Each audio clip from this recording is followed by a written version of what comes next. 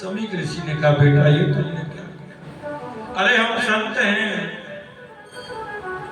जो राजा हमारी इतनी सेवा करते हैं आज हमारे आश्रम पर आए, जिन राजा की वजह से हम निर्भीक जंगल में विचरण करते हैं, यदि आज वो हमारे आश्रम पर आए तो हमारा फर्ज बनता था उनकी सेवा करो। लेकिन मैं समाधि में था, तुम लोगों ने ध्यान नहीं दिया, गले में मरा हुआ सब डाल के चले गए। कोई बात नहीं, तुमने ऐसा क्यों किया?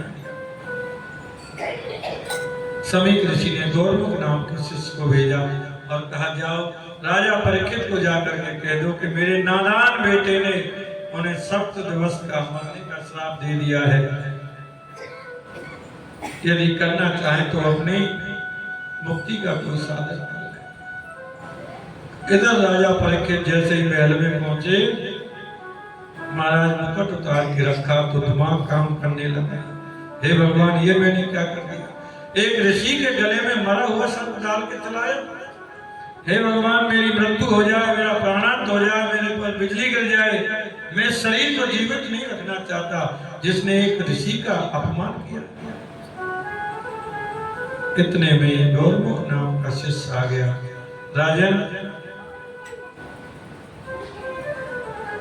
समीक ऋषि ने आपको सप्त दिवस में मरने का श्राप दे दिया है, यदि आप कुछ यत्न करना चाहें मुक्ति का तो कोई साधन कर ले। राजा परीक्षित कहते हैं मैं तो इस शरीर को बिल्कुल ही रखना नहीं चाहता जिसने एक ऋषि का अपमान किया, इसको जीवित नहीं रखना चाहता, जीवित नहीं रखना चाहता। राजा परीक्षित ने तुरंत राजपाट त्यागने का निश्चय किया और महाराज आनंद फानंद में सब व्यवस्थाएं की और परीक्षित ने अपने पुत्र को राजगद्दी पर अभिषेक किया। उसने कहा पिताजी मैं तो बहुत छोटा हूं। परीक्षित ने कहा बेटा ये तो क्रम बन गया, जब मैं राजगद्दी पर बैठा था तो मैं तुमसे भी ज्यादा छोटा था। महाराज गद्दी पर बैठा करके राजा परीक्षित चल दिए, जंगल में जा रहे हैं। बड़े बड़े ऋषि महात्माओं को जैसे ही पता चली कि राजा परीक्षित को सप्त दिवस में मरने का श्राप लगा है, तो महाराज वशिष्ठ, चैमन, गौतम, देवन, द्विवेन, दुर्वासा, भृगु, अंगरा, कश्यप, वामदेव समस्त ऋषि महाराज जंगल में पहुंच गए। जो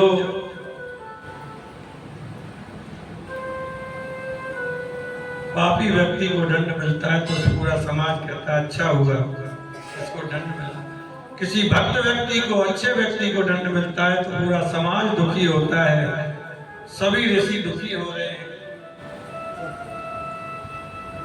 और जब सभी ऋषि आ गए तो राजा परीक्षित ने संक्षेप में एक ही प्रश्न पूछा। मैं समय को जाया ना करता हुआ एक ही बात कहूंगा, जल्दी मरने वाले व्यक्ति को क्या करना चाहिए? कोई उपाय बता दीजिए, कोई उपाय बता दीजिए। सभी विचार कर रहे हैं, कोई कह रहा महामृत्युंजय करो, कोई कह रहा सप्तचंडी करो, कोई दुर्गा सप्तशती पाठ करो, क्या करें? लेकिन कोई गारंटी नहीं है, कोई श्योर नहीं है। सब बैठे हुए हैं। परीक्षित की सभा में ब्रह्मा जी के पुत्र वशिष्ठ मुनि बैठे हैं। वशिष्ठ मुनि के पुत्र शक्ति तो रहे ने, पराशर मुनि बैठे हैं, पराशर के पुत्र वेदव्यास जी बैठे हैं, समस्त ऋषि बैठे, मार्कंड ऋषि बैठे हैं। ऐसे ऐसे दिग्गज ऋषि विराजमान हैं, लेकिन कोई निर्णय नहीं कर पाया कि परीक्षित को मुक्ति कैसे मिले। आज वही सुखदेव जो निर्गुण ब्रह्म की समाधि में जंगल में बैठे हुए हैं, आज उल्टी गंगा बहे। प्यासा कुएं के पास में जाता है, लेकिन आज कुआं खुद चल करके प्यासे के पास में आता है। सुखदेव का मन कहता है चलो परीक्षित के पास, चलो परीक्षित के पास। महाराज सुखदेव जी जैसे ही चले और सभा में जैसे ही पहुंचे, सुखदेव के पिताजी बैठे हैं, बाबा बैठे हैं, परबाबा बैठे हैं, लेकिन कोई निर्णय नहीं कर पाया कि 7 दिन में मुक्ति कैसे हो। सुखदेव को आते ही सभी खड़े हो गए, परीक्षित समझो मुक्ति हो गई, अब तो मुक्ति हो गई। 4 अंगों की लंगोट लपेटे हुए चौड़ा भक्त स्थल महाराज व्यास गादी पर विराजमान, हजारों संत जन विराजमान हैं, लेकिन एक ही प्रश्न किया। संतों ने कहा ज्यादा पूजन अर्चना मत करो, नहीं तो उठ के चले जाए। उन्होंने मेन मुद्दे पे आए। 16 वर्षीय सुखदेव राजा श्री सभा में जैसे बैठे और सुखदेव ने कहा कि महाराज एक बात बताइए कि जल्दी मरने वाले व्यक्ति को क्या करना चाहिए। ये बात सुनकर के महाराज पर सुखदेव जी को बहुत अच्छा लगा, बहुत अच्छा लगा। जल्दी मरने वाले व्यक्ति को क्या करना चाहिए कि ये शाम स्मरणं पुंसां यज्ञशुद्ध्यं यतिग्रहं के पुनर्दर्शनं स्पर्श पादशोचं दिनादिभिः। आप जैसे महापुरुष का तो नाम स्मरण से ये मंगल दूर हो जाते हैं, आपके दर्शन का अवसर मिल गया तो और क्या चाहिए। परीक्षित महाराज ने पूजन किया, संतों ने इशारा कर दिया और सुखदेव जी महाराज जैसे ही पूजन हुआ, सुखदेव जी महाराज ने परीक्षित को ऐसी भागवत कथा सुनाई। महाराज 7 दिन में ही परीक्षित को मुक्ति मिल गई, मृत्यु को टाल दिया। और सुखदेव जी टाल सकते थे लेकिन परीक्षित ने नहीं टलवाई। परीक्षित तो एक संक्षेप प्रश्न कर दिया कि महाराज कैसे हो। तो सुखदेव जी ने महाराज ऐसी कथा का स्मरण किया, जल्दी मरने वाले को क्या करना चाहिए। वेद की ओर से कलयुग में व्यक्ति की उम्र 100 वर्ष की आयु निर्धारित है, लेकिन कलयुग में 100 वर्ष कौन जीता है।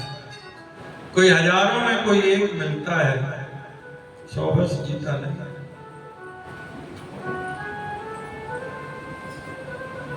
कि श्वास श्वास पर कृष्ण भज,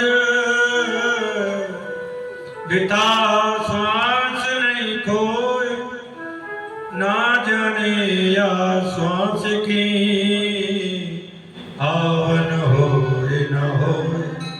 जो श्वास निकल गई है वो लौट कर आएगी कि नहीं, इसकी प्रतीक्षा मत कीजिए। उठते बैठते हंसते गाते हर परिस्थिति में गोविंद की याद करते चलो। कि कर से कर्म करे विधि नाना, मन राखे जहाँ कृपा निधाना। हाथों से कर्म करते रहो लेकिन मन की दौड़ को तो गोविंद के चरणों में लगा दीजिए। राजा ने कहा मन तो बड़ा चंचल है भगवान, मैं कैसे लगाऊं। आपने कहा फूल चढ़ाओ, मैंने चढ़ा दिया। आपने कहा चंदन लगाओ, लगा दिया। आपने कहा फल चढ़ाओ, चढ़ा दिया। आपने कहा मन चढ़ाओ, मन तो मेरे बस में नहीं, मैं कैसे चढ़ाऊं, मैं चढ़ा नहीं सकता। मन कैसे चढ़े। परीक्षित कहते हैं मन को तो गोविंद के चरणों में लगाऊं कैसे प्रभु, बताओ तो सही।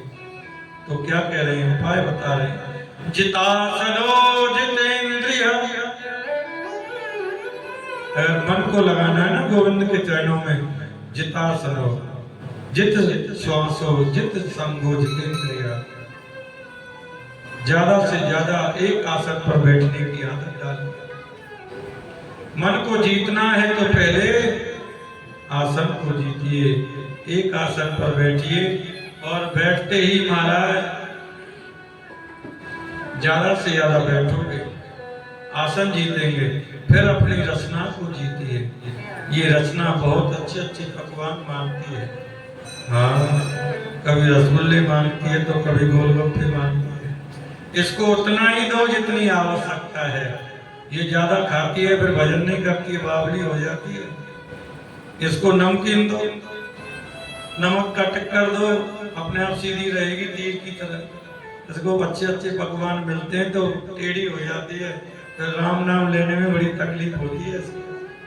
इसलिए कह रहे हैं जितासन और जितेंद्रिया, पहले आसन को जीतो फिर रसना को जीतो।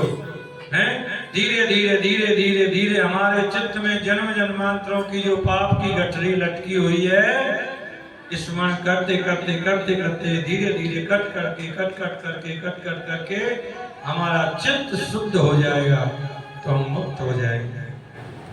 प्रातः काल उठिए तो सबसे पहले उठते ही जमीन में पैर नहीं रखना, बेड के ऊपर ही बैठ करके दोनों हाथों को ऐसे करिए कि करांगे वस्ते लक्ष्मी कर मध्य सरस्वती कर मूले स्थितो ब्रह्मा प्रभाते कर दर्शन।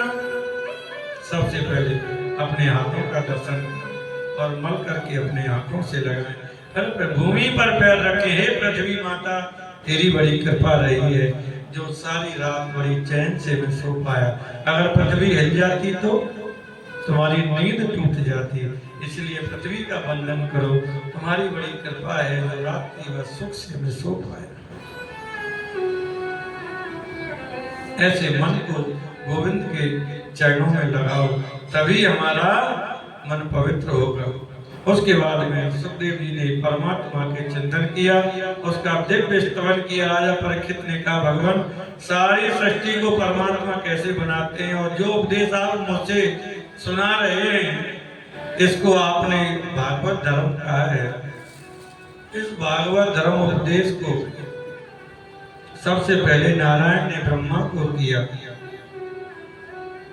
कैसे किया ये मुझे बताइए, मैं सुनना चाहता हूँ। विस्तार से मुझे सुनाइए, मैं विस्तार से सुनना चाहता हूँ। आचार्य सुखदेव जी कहते हैं, राजन सारी सृष्टि में पहले कुछ नहीं था। अंडज उद्भिज स्वेगिज जरायुज कुछ नहीं था। अंडज बोलते हैं अंडा फोड़ के जो सृष्टि निकलती है। जरायुज यानी पशु पक्षी और मनुष्य माता की कोख में जरायु की झिल्ली में लटका हुआ जीव पलता रहता है। स्वेगिज भूमि फोड़ करके निकलने वाला अंकुरित होता है बीज। ये कुछ भी नहीं था बिल्कुल। कौन था? केवल एक था, वो था परम ब्रह्म। परम ब्रह्म ने एक बार मन में विचार किया। सुखदेव जी समझा रहे हैं सृष्टि कहां से चली है, ध्यान से सुनना। परम ब्रह्म के मन में विचार आया कि मैं एक को हम बहुत श्याम, मैं एक से अनेक हो जाऊं।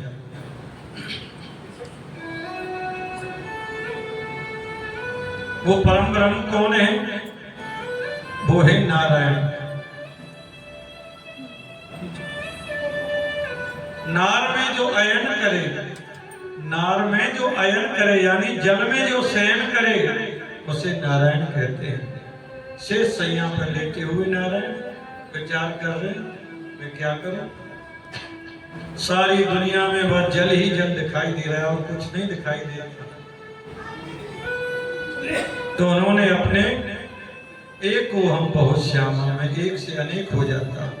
तो उन्होंने अपनी नाभि से कमल तंतु को निकाला और अनंत आकाश में जाकर के महाराज वो कमल खिला।